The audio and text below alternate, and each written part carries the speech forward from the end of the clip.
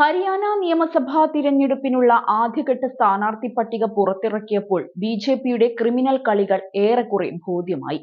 ആദ്യഘട്ടത്തിൽ 67 മണ്ഡലങ്ങളിലെ സ്ഥാനാർത്ഥികളെയാണ് ബിജെപി പ്രഖ്യാപിച്ചിരിക്കുന്നത്. മുഖ്യമന്ത്രി നയാബ് സിംഗ് സൈനി ലഡ്വാ മണ്ഡലത്തിൽ നിന്ന് മത്സരിക്കും. മുൻ മന്ത്രി അനിൽ വിജ് 2009 മുതൽ തുടർച്ചയായി 3 തവണ വിജയിച്ച അംബാല കണ്ടോൺമെന്റ് മണ്ഡലത്തിൽ നിന്ന് മത്സരിക്കും. മനോഹർ ലാൽ ഖട്ടറിന് പകരം ഈ വർഷം മാർച്ചിലാണ് നയാബ് സിംഗ് സൈനി ഹരിയാന മുഖ്യമന്ത്രിയായി സ്ഥാനമേൽക്കുന്നത്. അതുവരെ കുരുക്ഷേത്രയിൽ നിന്നുള്ള MP ആയിരുന്നു അദ്ദേഹം. മുഖ്യമന്ത്രി സ്ഥാനം ഏറ്റെടുത്തതിന് പിന്നാലെ ജൂണിൽ നടന്ന ഉപതിരഞ്ഞെടുപ്പിൽ കർണാൽ നിയമസഭാ സീറ്റിൽ നിന്നാണ് സൈനി വിജയിച്ചത്.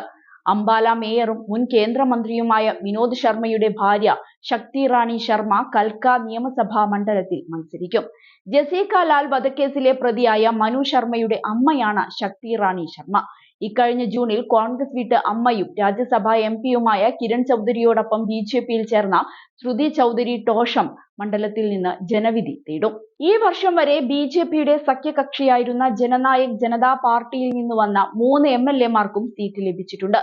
ടോഹാനയിൽ നിന്നുള്ള ദേവേന്ദർ സിംഗ് ബബ്ലി, സഫിഡോണിൽ നിന്നുള്ള രാംകുമാർ ഗൗതം, ഉക്ലാനയിൽ നിന്നുള്ള അനൂപ് ധനക് എന്നിവരെയാണ് ആദ്യഘട്ടത്തിൽ തന്നെ BJP പരിഗണിച്ചിരിക്കുന്നത്. മെഹമിൽ നിന്ന് ഇന്ത്യൻ കബഡി ടീമിന്റെ ക്യാപ്റ്റനായിരുന്ന ദീപക് ഹൂഡയും ബാത്ലിയിൽ നിന്ന് മത്സരിക്കുന്ന കേന്ദ്രമന്ത്രി ഓം പ്രകാശ് ധങ്കറുമാണ് പട്ടികയിലെ മറ്റു ചില പ്രധാനികൾ. പട്ടികയിൽ 8 സ്ത്രീകളും 13 പട്ടികജാതി നേതാക്കളും 9 മറ്റു പിന്നോക്ക സമുദായങ്ങളിൽ നിന്നുള്ളവരും ഉൾപ്പെടുന്നു. ചില മന്ത്രിമാരുൾപ്പെടെ സിറ്റിംഗ് MLA-മാരെ ഒഴിവാക്കിയിട്ടുണ്ട്. ഹരിയാനയിലെ വരാനിരിക്കുന്ന തിരഞ്ഞെടുപ്പ് BJP-യെ സംബന്ധിച്ചിടത്തോളം വളരെ നിർണായകമാണ്. 2019-ൽ സംസ്ഥാനത്തെ 10 ലോക്സഭാ സീറ്റുകളും വിജയിച്ച BJP-ക്ക് ഇത്തവണ 5 എണ്ണം മാത്രമാണ് ലഭിച്ചത്.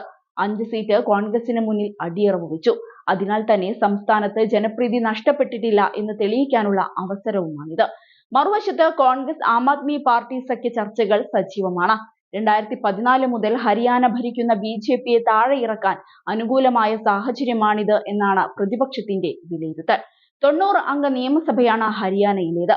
സംസ്ഥാനത്ത് ഒക്ടോബർ 5-ന് വോട്ടെടുപ്പും ഒക്ടോബർ 8-ന് വോട്ടെണ്ണലും നടക്കും. അതേസമയം ഇതിനിടയിൽ തിരഞ്ഞെടുപ്പ് പ്രചരണത്തിന് കുട്ടികളെ ഉപയോഗിച്ച സംഭവത്തിൽ BJP-യുടെ ഹരിയാന ഘടകത്തിന് തിരഞ്ഞെടുപ്പ് കമ്മീഷന്റെ കാരണം കാണിക്കൽ നോട്ടീസ് നൽകിയിരുന്നു.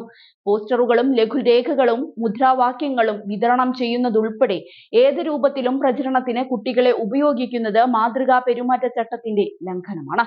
കഴിഞ്ഞ ദിവസം ഹരിയാന BJP X-ൽ പങ്കുവച്ച വീഡിയോയിൽ ഒരു കുട്ടി അബ് കി ബാർ സൈനി സർക്കാർ എന്ന് പറയുന്നതിന്റെ ദൃശ്യമുണ്ടായിരുന്നു. ഇതിനു പിന്നാലെ നിരവധി പേർ തിരഞ്ഞെടുപ്പുമായി ബന്ധപ്പെട്ട പ്രവർത്തനങ്ങളിലും പ്രചരണങ്ങളിലും കുട്ടികളെ ഉപയോഗിക്കുന്നത് മാതൃകാ പെരുമാറ്റച്ചട്ടത്തിന്റെ ലംഘനമാണ് എന്ന് ചൂണ്ടിക്കാട്ടി സോഷ്യൽ മീഡിയയിൽ രംഗത്തെത്തിയിരുന്നു. ഇത് ശ്രദ്ധയിൽപ്പെട്ടതോടെയാണ് BJP-യോട് തിരഞ്ഞെടുപ്പ് കമ്മീഷൻ വിശദീകരണം തേടിയിരിക്കുന്നത്. അടിയന്തര തിരുത്തൽ നടപടിക്കായി ഹരിയാന മുഖ്യ തിരഞ്ഞെടുപ്പ് കമ്മീഷണർ BJP സംസ്ഥാന അധ്യക്ഷന് കാരണം കാണിക്കൽ നോട്ടീസ് നൽകുകയായിരുന്നു.